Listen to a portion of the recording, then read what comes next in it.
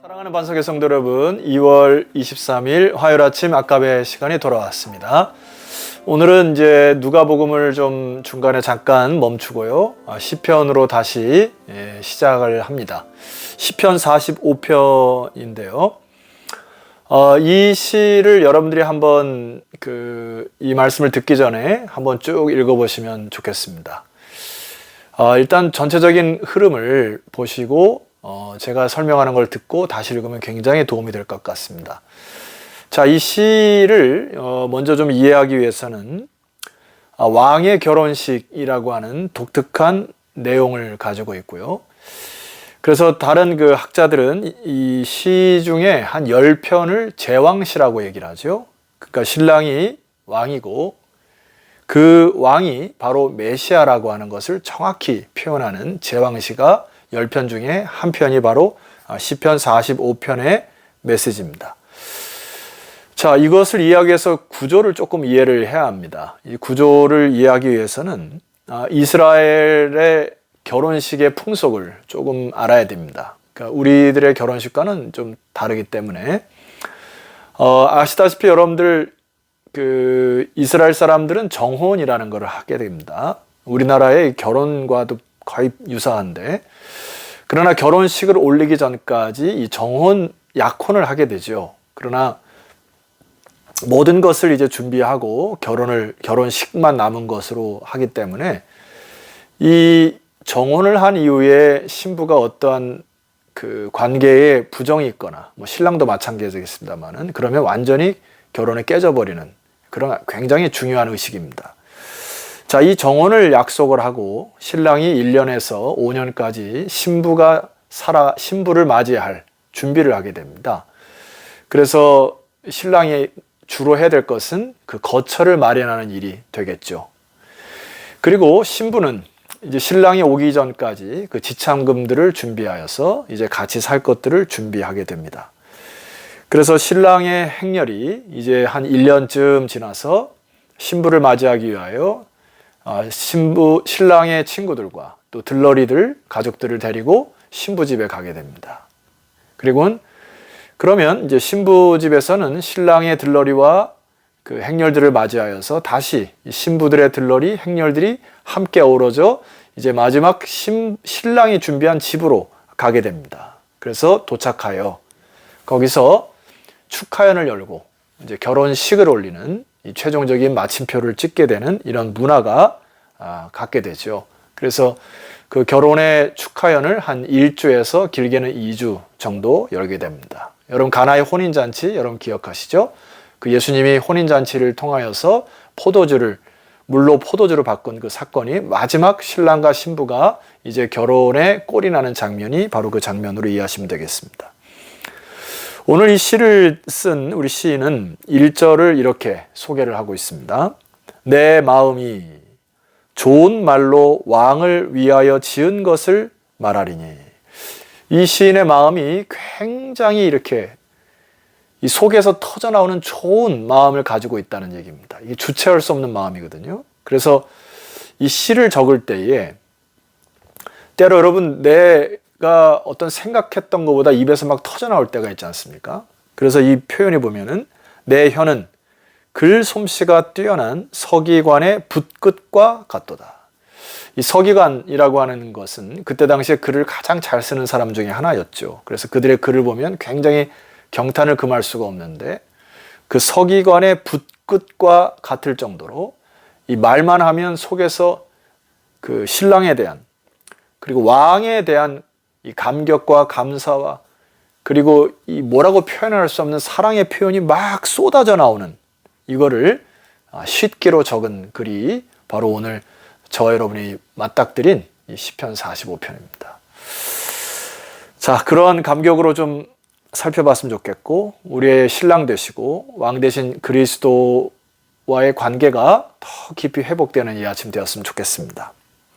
그래서 이 전체 구조는 이제 2절에서 9절까지의 내용은 그 신랑에 대한 묘사와 그리고 신랑의 행렬이 신부집으로 향하는 것을 묘사하는 것입니다. 그런 마음을 가지고 2절에서 9절까지를 먼저 살펴보도록 하겠습니다. 2절입니다. 왕은 사람들보다 아름다워 은혜를 입술에 머금으니 그러므로 하나님이 왕에게 영원히 복을 주시도다. 자, 이 시인이 그 왕을 볼 때 굉장히 아름답다고 표현하는데 그 아름다움이 무엇인고 하니 이 은혜를 입술에 머금었다 이렇게 표현합니다. 그러니까 그 왕은 입술에서 은혜가 계속해서 흘러나오는 것을 묘사하는 것입니다. 우리가 이 부분을 그 누가복음을 묵상하다가 예수님께서 그 누가복음 4장에 보면 예수님이 첫 설교를 하실 때에 청중들의 반응이 이렇습니다.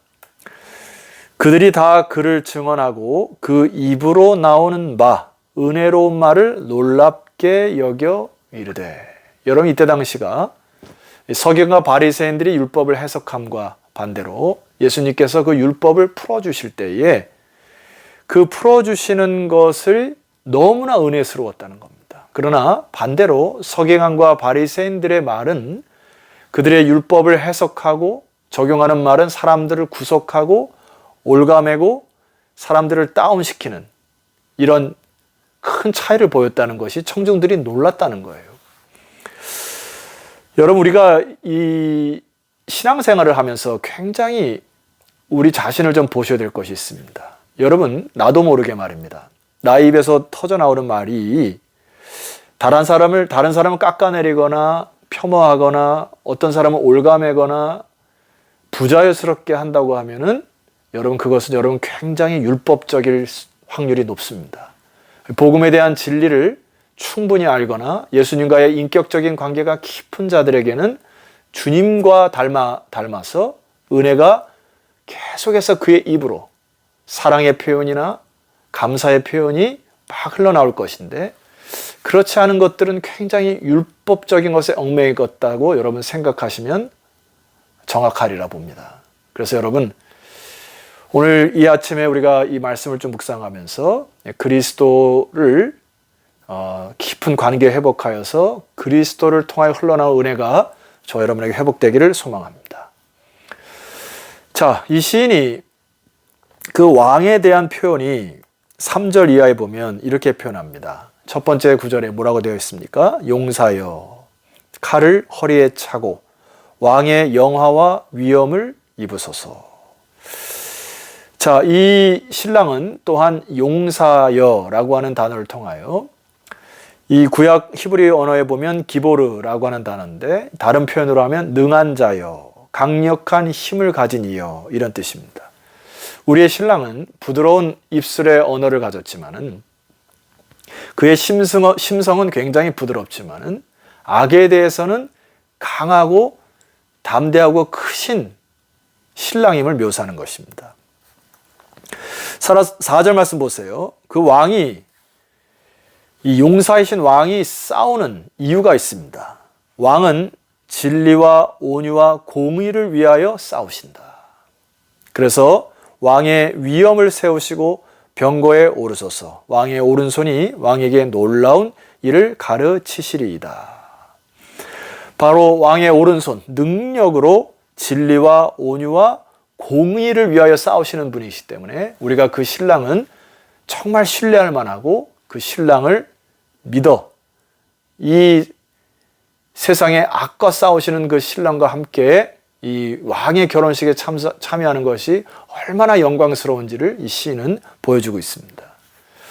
뿐만 아니라 5절 말씀 보세요. 왕의 화살은 날카로워 왕의 원수의 염통을 뚫으니 만민이 왕의 앞에 엎드러 지는도다. 궁극적인 최종 승리까지도 내다보고 있습니다. 원수의 염통을 뚫는다.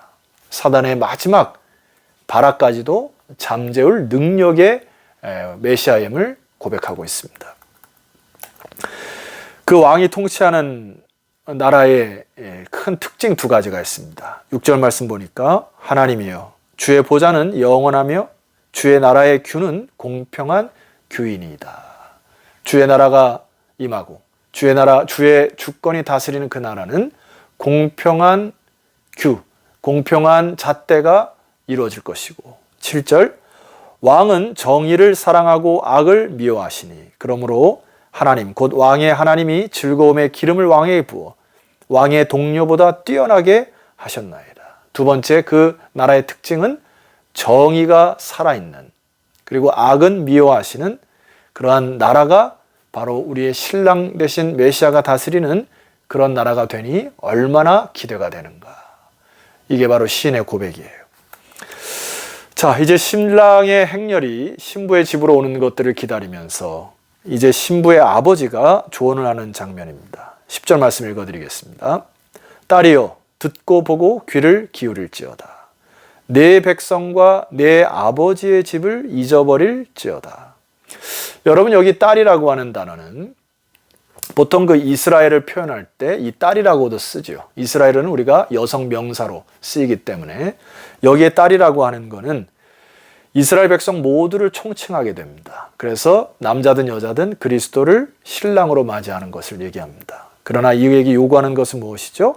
이제는 아버지 집을 잊어버리고 떠나야 한다. 그래야 온전한 관계를 맺을 수 있고 새롭게 결혼을 통하여 새로운 삶을 살 수 있다는 것입니다.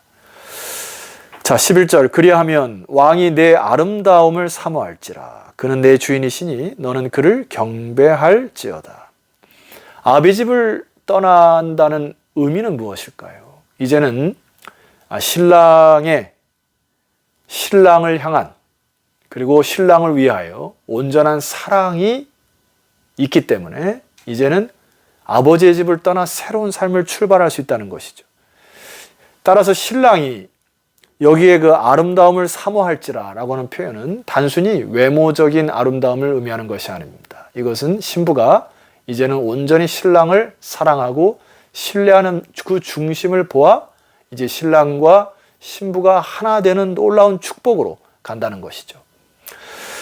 고린도서 2장 9절 말씀 보니까 하나님이 자기를 사랑하는 자들을 위하여, 자, 하나님이 우리를 위하여, 하나님을 사랑하는 자들을 위하여 무엇을 하신다고 기록되어 있습니까?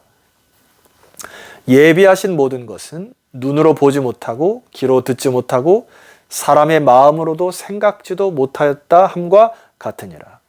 신부에게는 신랑을 사랑하는 마음만 있으면 이 왕이신 하나님께서 모든 것을 다 준비하시겠다.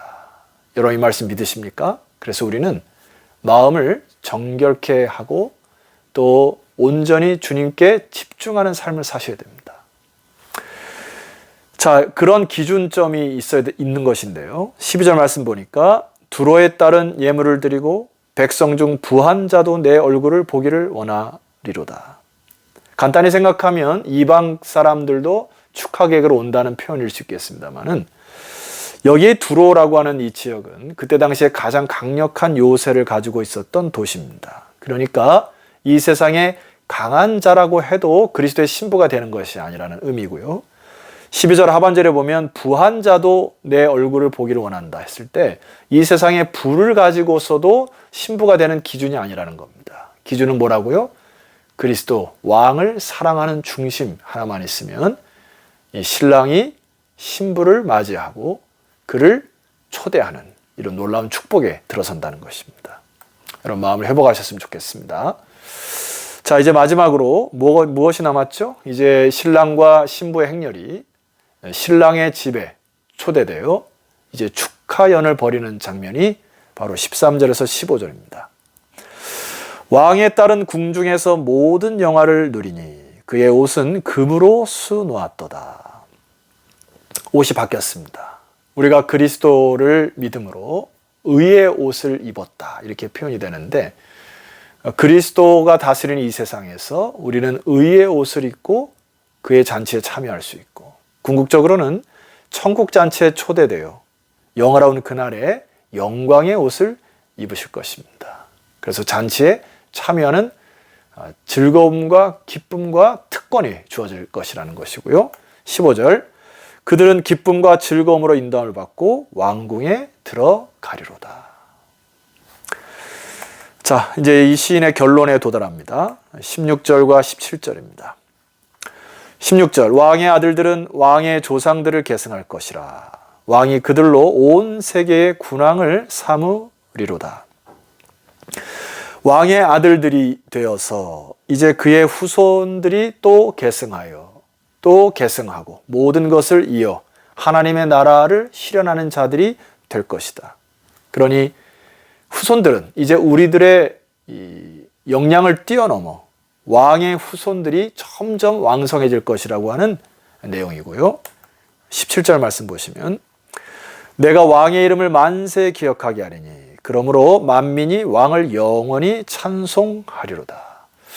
자, 이 시는 왕의 결혼식, 그 제왕시를 마감하면서 마지막 단어를 찬송하리로다 이렇게 표현합니다. 이 찬송하리로다고 하는 단어는 히브리 단어의 예호두카라고 하는 단어인데요. 문자적, 여자적 의미는 정확하게 감사하다 이런 표현입니다. 그러니까 우리가 그리스도와 언약 관계, 또 왕이신 주님과 결혼식의 관계를 맺어 그분의 잔치에 초대된 자들에게는 마지막 아무런 조건 없이 감사가 남는다라는 것입니다. 여러분, 우리가 살펴보았던 어제 우리가 살펴보았던 누가복음 17장 16절의 말씀을 기억하십니까? 10명의 문둥병자를 고치시고 9명은 제사장에게 몸을 보이러 갔다가 그리로 돌아오지 않았습니다. 단 한 사람 사마리아인만이 돌아와서, 정확한 표현이 이것이죠. 예수의 발 아래에 엎드리어 그 다음 단어가 무엇이죠? 감사했다. 여러분, 이 세상에 이 9명은 자기가 정상적으로 회복되어 자기가 하고 싶은 일들을 향하여 아마 일상적인 삶으로 돌아갔을 것입니다. 아마 그들이 꿈꿨던 삶을 살았을 것입니다. 그러나 딱 한 사람만이 바로 왕의 초대에 응답한 것이죠. 그래서 이 왕의 초대에 응답하여 왕과 결혼한 이 사람만이 뭐가 남았다고요? 감사함이 남았다. 사랑하는 반석의 성도 여러분, 우리는 왕이신 그리스도께서 우리를 신부로 초대하셨습니다. 그리고 마지막 날 그리스도의 재림 때에 천군 천사를 동반하여 천국 잔치에 초대할 그날만 남으신 것입니다. 우리는 이 세상 살아가면서 주님을 묵상하고 또 주님과 동행함으로 잃어버린 감사를 회복하시고 또 머지않아 다 천국 잔치에 주님께서 신원해 주시고 갚아 주실 것이고 또 모든 것을 다루실 것을 믿음으로 담대하게 또 믿음으로 살아가는 저와 여러분 되시기를 주 이름으로 축원합니다. 기도드리겠습니다. 하나님 아버지, 감사합니다. 부족하고 연약한 저희들을 그리스도의 신부로 삼으시고 이제 영원한 왕의 잔치에 초대하시니 감사합니다. 우리는 그리스도와 결혼한 자들로서 이 세상 순결을 지키고 왕이신 그리스도께서 다시 올 때까지 믿음의 정조를 지켜 영원한 천국 잔치에 참여할 뿐만 아니라 이 세상에서도 그리스도와 함께 다스리는 놀라운 주님의 사람들이 되게 하옵소서. 예수 그리스도 이름으로 기도드렸사옵나이다. 아멘. 자, 성도 여러분, 내일 아침은 시편 46편으로 찾아뵙도록 하겠습니다. 내일 뵙겠습니다.